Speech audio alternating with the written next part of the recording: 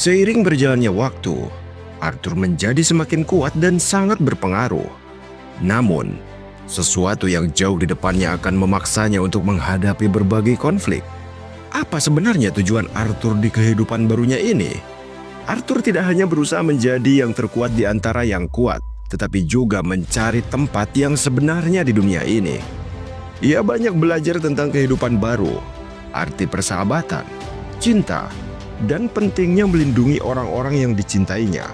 Arthur terikat dengan dunia barunya, bukan hanya karena reinkarnasinya, tetapi juga karena ia merasa memiliki tujuan yang lebih besar. Ia mulai membangun hubungan yang kuat dengan orang-orang di sekitarnya dan belajar tentang dunia yang belum pernah ia ketahui sebelumnya. Jadi, meskipun telah banyak channel lain yang membahas kisah ini, selama kalian nyaman dan terus memberi dukungan dengan apa yang Mimin suguhkan, percayalah, Mimin akan terus membahasnya sampai akhir.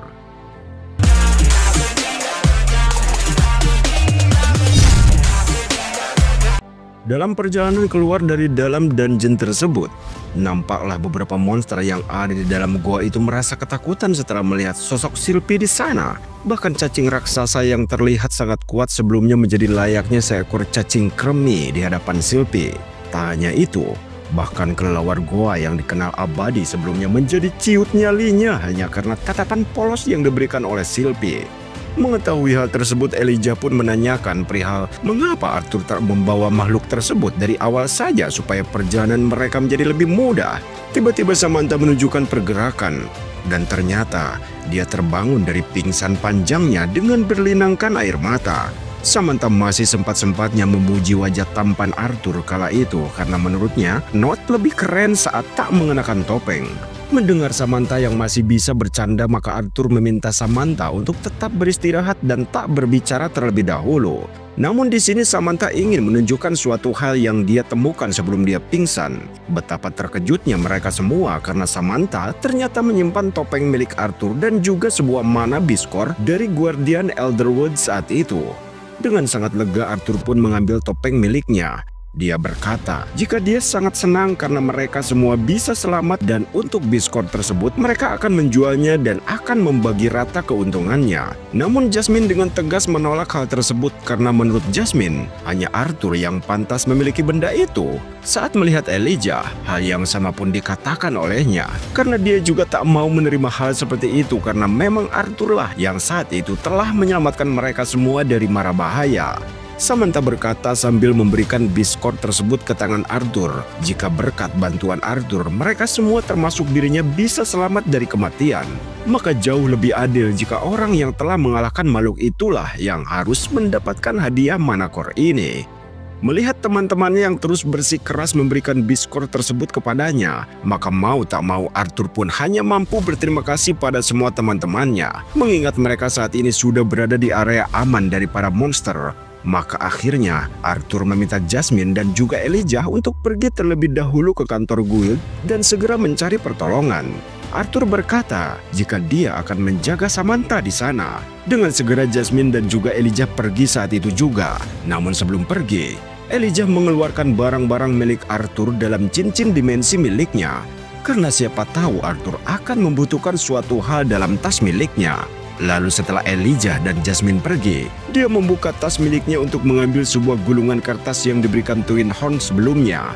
Hal ini bertujuan untuk mengirimkan sebuah pesan darurat. Dengan mana yang sudah mulai pulih dalam tubuhnya, maka Arthur sesegera mungkin merekam pesan dan menyuntikkan mananya pada gulungan ajaib tersebut. Di sini Arthur menyampaikan pada ibunya untuk tidak khawatir lagi terhadapnya karena saat ini dia berada di kondisi yang aman bersama Sylphie.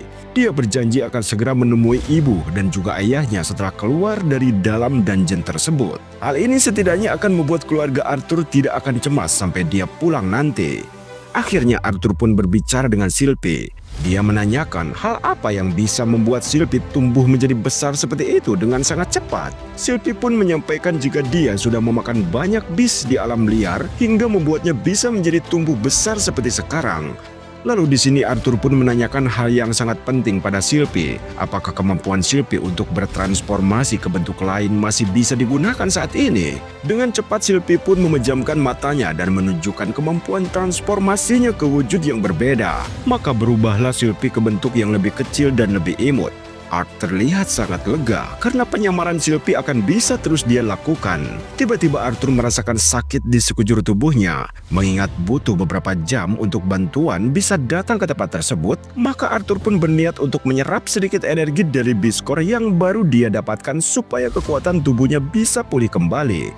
Dengan memejamkan mata dan berkonsentrasi, akhirnya Arthur pun berusaha menyerap energi dalam Biscore tersebut. Dalam benaknya Arthur hanya memikirkan tentang Lucas Wickes. Dia adalah putra dari keluarga bangsawan yang sangat terkenal akan praktik tidak etis mereka untuk menghasilkan penyihir-penyihir kuat. Dan karena apa yang telah dilakukan pada Arthur sebelumnya, membuat Brawl mati dan banyak sekali dari mereka yang terluka. Jika Arthur memang ingin menyelesaikan masalah ini, maka dia harus menjalankannya secara hati-hati. Karena satu hal yang pasti, tak peduli berapa lama waktu yang dibutuhkan oleh Arthur di sini, Arthur tidak akan puas dengan hanya sedikit membalas dendam kepadanya. Tim penyelamat yang dikirim oleh Guild pun akhirnya tiba di tempat tersebut. Proses penyelamatan dan juga evakuasi korban pun dilakukan. Nampak Samantha telah dirawat dengan intens di ruang perawatan, lalu mayat-mayat dari para petualang yang gugur pun dikembalikan ke pihak keluarga masing-masing. Arthur terlihat sedang menunggu Jasmine dan juga Elijah yang sedang memberikan keterangan mereka pada Caspian sebagai penanggung jawab Guild di sana. Semua hal diceritakan dari awal hingga akhir termasuk pengkhianatan Lucas Wickes saat itu. Not berkata jika sepertinya cerita dari mereka akan cukup untuk memberikan Lucas hukuman berat. Lalu Caspian akhirnya membiarkan mereka istirahat terlebih dahulu sebelum mereka menghadiri sidang yang akan dilakukan. Tiba-tiba pintu terbuka dengan cukup keras dan beberapa prajurit pengawal masuk dengan tidak sopan ke ruangan tersebut. Dengan senyum riangnya Lucas tampak menyapa teman-teman seperjalanannya yang sudah dia khianati sebelumnya. Tentu melihat hal itu membuat Jasmine dan juga Elijah dengan refleks bersiap untuk memberikan pelajaran pada makhluk kotor ini. Tetapi Not mengangkat tangannya dan dengan tenang menghentikan semua tindakan teman-temannya saat itu juga. Seakan tak sadar akan dosa-dosanya, si bedebah Lucas malah berakting dan malah memprovokasi mereka semua. Caspian yang tak memiliki kuasa atas tindakan semena-mena Lucas pun hanya mampu menunggu keputusan pengadilan. Merasa diabaikan, Lucas pun semakin menjadi-jadi dengan menuduh mereka semua yang selamat telah menumbalkan teman mereka sendiri hanya untuk menyelamatkan diri dan keluar dari dalam dungeon tersebut. Lucas terus-menerus dengan entengnya memprovokasi semua orang yang pernah satu tim dengan dirinya. Dengan lumpuhnya Samantha, tentu dia tak mungkin menjadi otak dari pengkhianatan itu, ungkap Lucas. Melihat Lucas yang mulai melewati batas, Caspian pun berusaha menghentikan tindakannya. Tiba-tiba suatu benda melesat dengan cepat ke arah kepala Lucas. Saat mereka mulai memperhatikan dengan seksama, ternyata benda tersebut adalah sebuah pedang yang melesat dengan cepat ke arah samping kepala Lucas dan menancap di pintu yang ada di belakangnya. Para pengawal Lucas melihat jika telinga Lucas saat ini telah robek karena terkena sayatan dari pedang tersebut. Melihat darah yang mengalir dari telinganya tentu membuat Lucas sangat terkejut. Not beranjak dari tempat duduknya dan mulai mendekati Lucas yang dijaga oleh beberapa pengawalnya di sana. Semua pengawalnya pun bersiap untuk menghadang Not yang saat itu mulai mendekati Lucas. Namun mereka semua merasakan aura yang begitu mengerikan terpancar dari tubuh anak kecil yang mendekati mereka. Atmosfer yang ada di ruangan tersebut tiba-tiba berubah menjadi mencekam. Para pengawal tersebut merasakan jika tubuh mereka terasa sangat berat dan sulit untuk digerakkan. Lucas tampak sangat panik karena dia sudah membayar semua pengawal itu untuk melindungi dirinya. Namun mereka semua nampak tak berguna sama sekali. Dengan tongkatnya Lucas pun berniat untuk menyerang Not sendiri dengan kekuatan sihirnya. Dengan serentak semua pengawal Lucas pun menyerang Not secara bersamaan. Namun dengan beberapa gerakan yang sangat cepat dan juga pasti, Not dapat dengan mudah menghindari seluruh serangan yang diarahkan kepadanya hanya dengan pedang yang masih disarungkan. Dia melucuti salah seorang pengawal dari senjata yang dia genggam. Tebasan cepat dari pengawal-pengawal lainnya pun dapat dia hindari dengan memanfaatkan kelincahan miliknya. Dalam sekejap seluruh pengawal Lucas dapat dilumpuhkan oleh Not dengan sangat mudah. Sampai pada akhirnya mereka pun saling berhadapan seperti orang yang sudah kehilangan kendali. Not yang bersiap untuk memberikan sebuah hantaman keras pada Lukas digagalkan oleh Caspian. Dari kejauhan dia mengingatkan Not jika hal yang dia lakukan sebelum sidang dimulai itu akan membuat Not semakin kesulitan ke depannya. Dengan suara gemetar Not meminta maaf. Dia bilang ini karena tangannya tergelincir sehingga membuat pedangnya melesat ke arah yang tak bisa dia kendalikan. Maka dari itu dia sekarang ingin mengambil pedang tersebut dari belakang Lukas. Selanjutnya Caspian meminta pegawainya untuk membawa Tuan Muda Wickes ke ruang pengobatan supaya dia segera diobati. Bersamaan dengan hal tersebut, Not meminta Elijah dan juga Jasmine untuk menunggunya di luar ruangan karena sepertinya Not ingin berbincang secara empat mata dengan Caspian. Setelah pintu ditutup, dalam rapat Caspian berkata jika Not sudah melakukan hal yang benar dengan menahan diri dari provokasi yang dilakukan oleh Lukas. Namun di sini Not merasa sangat geram dengan sikap Caspian yang tak seperti seorang penanggung jawab guild. Not merasa lelah jika harus terus-menerus menahan diri saat menghadapi seorang bajingan seperti Lukas. Dan dari nada bicara Caspian, Not pun merasakan sebuah ancaman untuknya. Akhirnya Not bertanya pada Caspian, apakah Caspian kira dia cukup kuat untuk melindungi Lukas dan menghentikan amukannya. Saat itu Caspian menyadari dari sorot mata anak ini, sudah berapa banyak orang dan juga monster yang sudah dia bunuh sampai dia bisa memberikan tatapan tajam seperti itu.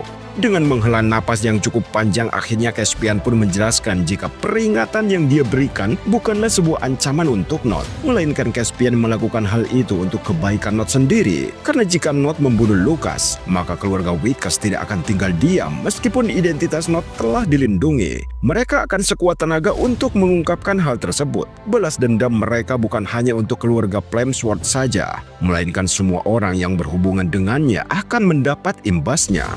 Pada intinya Caspian peduli dengan Not dan memberikan waktu untuk berpikir. Dia meminta Not untuk tak melakukan tindakan ekstrim terhadap Lukas Wickes sampai Not memiliki kekuasaan dan juga kekuatan untuk melindungi semua orang yang berhubungan baik dengan dirinya. Caspian mengingatkan Not jika suatu saat Not sudah memiliki kekuatan untuk menjatuhkan seluruh keluarga Wickes ke tanah. Namun semua itu akan menjadi sia-sia kecuali Not memiliki kekuatan untuk membunuh saudara tiri dari Lukas. Mengerti akan kepedulian Caspian terhadapnya, maka Not pun berterima kasih kepadanya. Lalu dia meminta Caspian untuk langsung ke inti pembahasan. Saat ini Not yakin jika Caspian adalah orang yang sangat cerdas, maka membantu individual seperti dirinya bukan hanya hal yang menarik bagi Caspian, melainkan juga akan menguntungkan bagi guild yang dia pimpin. Dalam hati Caspian merasa jika Not bukanlah seorang bocah kecil biasa. Dia juga menyampaikan selama masih dalam kemampuannya, maka Caspian akan bisa menawarkan seluruh bantuan apapun untuk Not. Akhirnya di sini Not pun sepakat dan menuturkan hal apa yang diinginkan olehnya kepada Caspian. Singkatnya keluarlah Not dari ruangan Caspian. Nampak Jasmine dan juga Elijah sudah menunggunya di luar ruangan. Elijah sangat khawatir sebelumnya dan sempat berpikir jika Arthur akan benar-benar membunuh Lukas saat itu. Namun Arthur menyampaikan jika saat ini bukanlah waktu yang tepat untuk menghabisi Lukas. Untuk mengalihkan pembicaraan, Arthur pun mengajak Jasmine dan juga Elijah makan di kedai guild saat itu juga. Akhirnya persidangan pun dimulai. Semua orang yang menghadiri persidangan itu dipersilakan untuk berdiri. Para hakim pun memasuki ruangan dengan begitu gagahnya. Not dan juga Lukas berdiri di tempat mereka masing-masing dan menunggu keputusan apa yang akan segera dibacakan. Setelah mereka memeriksa seluruh laporan dan juga meninjau kasus tersebut bersama-sama, maka hakim pun memutuskan untuk Conjurer Lukas Wickes akan secara resmi dilucuti dari petualang rank A. Karena tindakan Lukas yang sudah mensabotase dan juga membahayakan rekan-rekan petualangannya saat menjalankan misi di dalam dungeon, maka untuk selanjutnya Lukas Wickes akan dilarang untuk mendaftar kembali sebagai seorang petualang sampai guild mencabut keputusan tersebut kembali. Maka di sini Lukas pun diminta untuk memberikan kartu petualangnya kembali pada guild sebagai hukuman atas tindakannya. Dalam hati Arthur mengatakan jika hukuman tersebut terlalu klise untuk pemuda manja yang memiliki koneksi seperti Lukas. Jika saja itu bukan Lukas Wickes, sudah pasti mereka akan memenjarakannya dengan hukuman yang sangat berat. Setelah itu nampak para hakim menatap tajam pemuda bertopeng yang ada di hadapan mereka. Dalam hati sang hakim merasa sangat takjub dengan sosok bocah kecil yang berhasil menahan dan juga mengatasi manabis kelas S seorang diri. Lalu para hakim membacakan putusan mereka untuk Not, sang augmenter bertopeng. mengingat permusuhan yang sangat jelas terlihat dari Not terhadap Lucas Wickes, dan tak menutup kemungkinan kebencian Not juga akan menyebar ke seluruh keluarga Wickes. Dan hal itu ditunjukkan dari sikap agresif Not sebelumnya pada Lucas Wickes. Maka atas nama juri sebagai hakim pada pengadilan guild petualang ini, sang hakim memutuskan jika Not akan dilarang memasuki kota Sirus selama Lucas menghadiri akademi di kota Sirus nanti. Not yang sangat senang atas bantuan dari guild petualang akhirnya bersandiwara seakan-akan dia tak terima akan keputusan tak adil tersebut. Not menolak putusan itu karena mengapa malah dia yang mendapatkan hukuman setelah menegakkan keadilan saat melawan seorang pengkhianat seperti Lucas. Sang hakim pun meladeni sandiwara yang dilakukan oleh Not karena dia memberikan keputusan tersebut untuk dipatuhi dan tidak untuk dibantah. Lagi pula mereka tetap mengizinkan Not untuk melanjutkan karirnya sebagai seorang petualang, asalkan Not tak mendekati Lucas dan juga keluarganya. Ya, hukumannya hanya itu saja. Lucas yang awalnya senang mendengarkan hukuman yang diberikan kepada Not tiba-tiba menjadi sangat terkejut setelah mendengar hanya itu saja hukuman yang diberikan kepada Not. Karena di sini Lucas sangat penasaran tentang siapakah identitas sebenarnya dari balik topeng yang Not kenakan saat ini. Lucas beranggapan jika Not bisa saja melepaskan topengnya lalu melukai Lucas dan juga keluarganya kapan saja. Namun para hakim meyakinkan Lucas jika identitas Not telah direkam dan sidang kali ini sudah selesai, maka keputusan tersebut tak bisa diganggu-gugat. Lucas tak akan diberitahukan siapakah identitas asli dari Not dan juga keluarganya. Hal itu untuk menjunjung tinggi perdamaian yang mereka ingin ciptakan. Penyihir pilihan dari guild akan mengawasi keberadaan Tuan Not, baik dia saat mengenakan topeng ataupun tidak. Saat Lucas berusaha berdebat dengan para juri, hakim di sana kembali lagi. Sang hakim berkata jika ini adalah keputusan terbaik dari para hakim dan hal itu tak perlu diperdebatkan lagi karena sidang benar-benar telah usai. Saat ini Lucas pun pergi dengan rasa kekhawatiran dan juga rasa was-was yang teramat dalam. Dia mengancam Not untuk menjauhi dirinya setidaknya sejauh 5 kota sebelum hal buruk terjadi kepada Not. Namun dengan tenang Not pun berkata jika Lucas sangat terlihat menyedihkan dengan ancaman kosong seperti itu terhadapnya. Melalui sorot matanya Not pun sudah menyampaikan niatnya terhadap Lucas jika bocah seperti Lucas akan mendapatkan balasan yang setimbal suatu hari nanti. Di saat para pengawal yang menjaga ruangan sidang ingin mengantarkan Not keluar gedung, sang ketua guild petualang pun menawarkan diri secara langsung untuk mengantarkan Not melalui jalur khusus dan rahasia. Dalam perjalanan mengantarkan Not, sang ketua guild pun mengatakan jika dia yakin bahwa sandiwara kecil ini adalah cara untuk memuaskan keinginan Not. Dengan ramah Not pun berterima kasih atas bantuan guild untuk keputusan yang sudah diberikan kepadanya. Sang ketua guild petualang berharap jika Not tak akan menyebabkan masalah yang lebih besar lagi di kemudian hari. Karena tentu guild tak akan bisa selamanya menyembunyikan identitas Not dari keluarga Wickes jika hal buruk terjadi. Mereka yakin jika Not tak melakukan sesuatu yang mengusik keluarga Wickes, maka mereka juga tak akan pernah mengusik keberadaan dan identitas Not yang asli. Not pun dengan senyum ramahnya berkata jika dia pasti akan mengingat saran yang dikatakan oleh mereka semua. Lalu sang ketua guild petualang pun membukakan pintu rahasia untuk Not di sana. Dia yakin jika suatu saat mereka pasti akan membutuhkan bantuan Not di masa mendatang. Maka dari itu mereka berharap jika Not akan menghargai dan juga mengingat segala hal yang sudah guild lakukan untuk dirinya hari ini. Lalu sebelum pergi Arthur pun menyampaikan jika dia mengetahui bahwa kepala guild petualang merupakan sosok orang yang memiliki banyak akal dan setidaknya memiliki akal untuk memilih siapa yang harus mereka dukung. Maka Arthur pun akan selalu mengingat bantuan dari guild untuk dirinya saat ini. Sang ketua guild petualang seketika menyetujui hal itu, berpendapat jika bocah petualang tersebut merupakan sosok yang begitu menakutkan. Arthur menyusuri lorong yang menjadi jalur rahasia untuknya keluar dari bangunan guild. Tiba-tiba Sylvie menerjang Arthur dengan sangat kencang. Setelah Arthur keluar dari lorong rahasia tersebut, Sylvie meminta papanya untuk segera pulang bersamanya jika memang semua urusan mereka di sana sudah selesai. Maka Arthur pun mengajak mereka semua untuk segera pulang bersama-sama. Dalam perjalanan pulang, Elijah bertanya pada Arthur apakah dirinya tak ingin mengunjungi Samantha terlebih dahulu. Namun di sini Arthur berkata jika sebaiknya dia tak terlalu cepat mengunjungi Samantha karena mereka bisa memeriksa keadaan Samantha di lain waktu. Elijah merasa sedih karena sepertinya inilah waktu di mana mereka harus berpisah. Karena Note baru ingat jika Elijah bukan berasal dari wilayah Sapin, jadi dia menawarkan jika Elijah tidak memiliki rencana ke depan, maka Elijah untuk sementara waktu bisa tinggal bersamanya sampai mereka nanti pergi ke sekolah bersama. Mendengar kata sekolah sempat membuat Elijah kebingungan, namun dengan polosnya Arthur menjelaskan tentang apa itu sekolah. Tentu hal itu sempat membuat Elijah cukup kesal mengingat dirinya bukanlah seorang idiot yang tak tahu apa-apa tentang sekolah. Hanya saja di sini Elijah tak memiliki rencana untuk pergi ke sekolah. Arthur pun akhirnya menjadi mengerti mengapa Elijah ingin meningkatkan kelas petualangannya dan menjadi terkenal sebelumnya.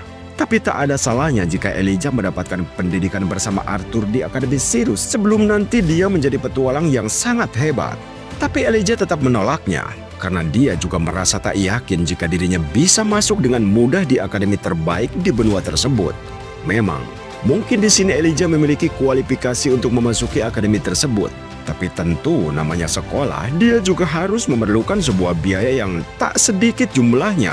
Dan juga harus memiliki koneksi untuk masuk ke tempat tersebut. Dengan entengnya Arthur merangkul Elijah dan memintanya memasrahkan semua hal tersebut kepadanya. Tugas Elijah hanya perlu membawa badannya untuk ikut bersama Arthur. Dan Arthur akan mengurus sisanya. Lalu Arthur meminta Jasmine untuk mengajak Elijah pulang ke rumah Paman Vincent terlebih dahulu. Karena sepertinya Arthur memiliki urusan yang perlu dia selesaikan dengan seseorang. Elijah awalnya masih belum setuju hal yang diusulkan oleh Arthur. Namun setelah mendengar Arthur berkata jika Lucas juga akan menghadiri akademi tersebut, dan apakah tak masalah meninggalkan Arthur bertemu Lucas sendiri tanpa pengawasan, tiba-tiba Elijah setuju dan bergegas pergi ke rumah keluarga Halstead seperti saran Arthur sebelumnya. Tak lupa Elijah mengucapkan rasa terima kasih atas segala bantuan yang Arthur berikan kepadanya. Setelah Jasmine dan Elijah pergi dari tempat tersebut, Arthur pun meminta Caspian untuk keluar dari balik pohon. Di sana Caspian pun berterima kasih kepada Note karena telah meminta yang lain untuk pergi terlebih dahulu, supaya tak ada orang lain yang tahu jika Gwen telah campur tangan dalam kasus ini. Note pun di sini berkata jika dia juga berterima kasih kepada para juri karena mau mengikuti sandiwara kecilnya.